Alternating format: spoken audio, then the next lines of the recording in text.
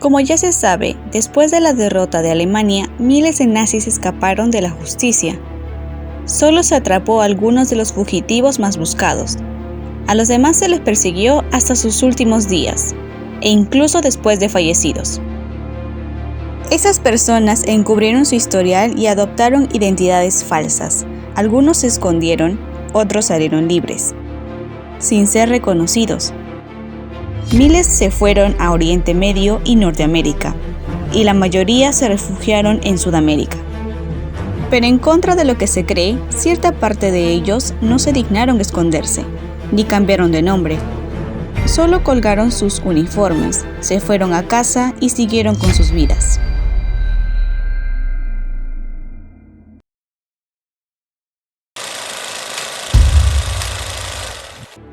Fue el líder del Reich de las temibles SS del Partido Destructor, desde el año 1929 a 1945. Él era el segundo hombre más poderoso de Alemania durante la Segunda Guerra Mundial. Aquí te contaré algunas de las cosas que hizo en esos 6 años. Él incluyó en las SS 2 funciones que eran clave para las metas centrales a largo plazo del partido, que era seguridad interna y custodia de la pureza racial. Creó la Oficina de Raza y Asentamiento de las SS para analizar las solicitudes de hombres de las Fuerzas Armadas que querían casarse en virtud de un nuevo decreto de matrimonio interno, pues se debía analizar a los oficiales y a sus novias si eran verdaderamente alemanes o de raza aria, para así conservar la pureza racial. Era tanta la confianza que le tenían a él que recibió la responsabilidad total de la seguridad del imperio del partido. También fue el funcionario primordial de alto rango que estuvo a cargo de crear y supervisar la implementación del plan del régimen. Fue él quien estuvo a cargo de todos los lugares que fueron testigos de las injusticias cometidas. Para los miembros del partido, él era un organizador hábil y un administrador capaz que comprendía cómo adquirir poder y utilizarlo. Pero sobre todo era la fuerza conductora ideológica y organizativa detrás del surgimiento de las SS. Además, comprendía a sus hombres y sabía cómo hacer para que le fueran leales a él y al concepto del partido. Él estuvo a cargo del proyecto Lebensborn, que se realizó entre el año 1936 y 1944, la cual se fundaron 13 residencias para el proyecto. Su objetivo era expandir la raza aria, la cual cientos de mujeres tuvieron que pasar ciertos tipos de pruebas, al igual que los hombres. Además, la obsesión por la raza aria los llevó a apoderarse de quienes cumplían con los requisitos de los países ocupados y los nacionalizaban. Si quieres saber más sobre este proyecto, te dejaré el link del video en la descripción. Ahí te hablo un poco más a fondo sobre este caso. El 26 de mayo de 1945 fue capturado por soldados rusos y entregado a los británicos. El 23 de mayo de 1945, mientras un grupo de médicos lo examinaba, él prefirió morder una cápsula de cianuro que ocultaba en la boca. Bueno, ya saben lo que sucedió con él después.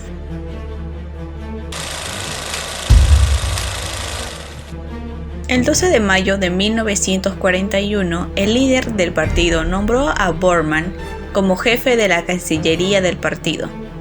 Él se convirtió así en el jefe de la maquinaria administrativa del partido, que lo convirtió en una figura oscura y poderosa en el Tercer Reich, pues controlaba todos los actos legislativos y todos los ascensos y nombramientos de los partidos.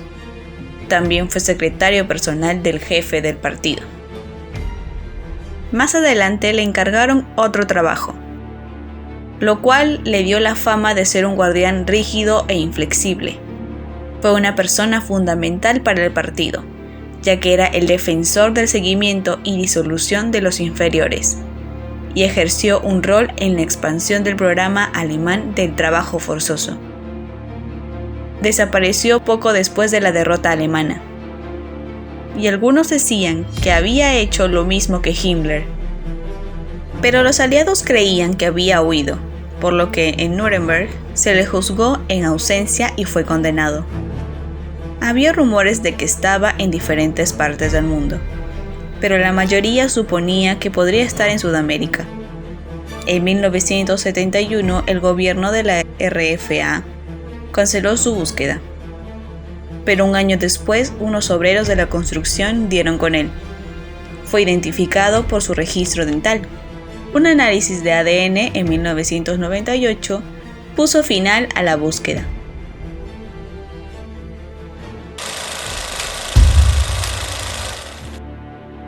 Las personas que la conocían la consideraban bella y a su corta edad había quedado encantada por los hombres uniformados de la SS. Ella, a los 31 años, contrajo matrimonio con Karl Kotz. Debido al lugar del trabajo de este, ambos decidieron mudarse y habitar una de las casas cercanas al lugar. Como hablé en el video de mujeres alemanas, las esposas de los comandantes también fueron encargadas de supervisar los campos, y ella no fue la excepción.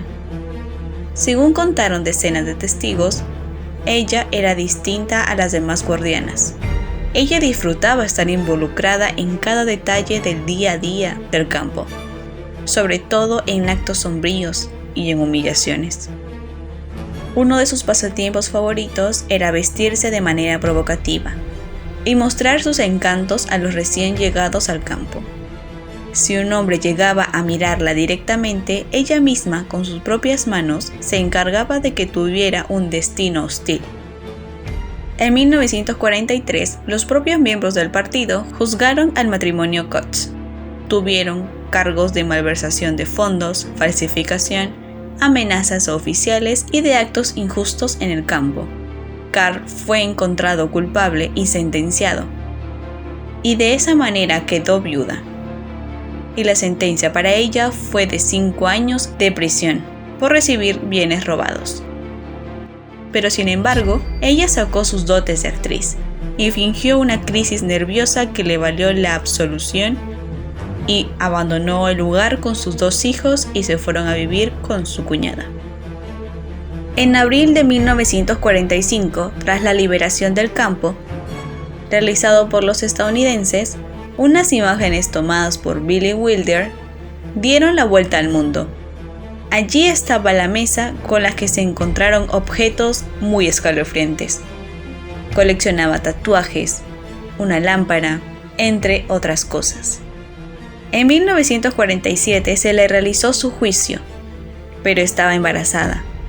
Aún hoy en día se desconoce si fue una estrategia que utilizó para evitar una condena, pero por falta de pruebas, la sentencia finalmente se redujo a 4 años y su liberación por parte de los americanos hizo que se levantara una fuerte indignación. Al poco tiempo fue detenida de nuevo por las autoridades alemanas y sentenciada a cadena perpetua. El 2 de septiembre de 1967, ella misma decidió su destino. No soportaba de estar privada en un lugar.